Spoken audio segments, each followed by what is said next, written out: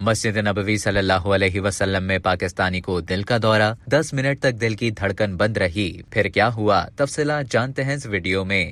Saudi media کے مطابق مسجد نبوی صلی اللہ علیہ وسلم کے صحن میں 70 سالہ پاکستانی بزرگ کی طبیعت بگڑ گئی، جنہیں فوری طبی امداد دی گئی۔ مسجد نبوی صلی اللہ علیہ وسلم کی طبی ٹیم نے پاکستانی شہری کو فوری طور پر ایمبولینس سروس فراہم کی۔ اس دوران معلوم ہوا کہ بزرگ شخص کو دل کا دورہ پڑا ہے اور انہیں سانس لینے میں دشواری کا سامنا ہے۔ میڈیا رپورٹس کے مطابق اس دوران بزرگ شخص کے دل کی دھڑکن 10 منٹ تک رکی رہی۔ طبی عملے کی جانب سے بزرگ کو فوری طور پر CPR دیا گیا، ساتھ ہی الیکٹرک شاکس بھی دیے گئے، جس کے نتیجے میں 10 منٹ بعد ضعیف شخص کی دل کی دھڑکن بحال ہو گئی۔ بعد ازاں بزرگ کو الصفیہ ہیلتھ سینٹر منتقل کر دیا گیا، جہاں طبیعت میں بہتری کے بعد اب انہیں ڈسچارج کر دیا گیا ہے۔ واضح رہے کہ سال 2023 کی شروعات سے اب تک مسجد نبوی صلی اللہ علیہ وسلم میں 7 ہارٹ اٹیکس کیسز سامنے آ چکے ہیں۔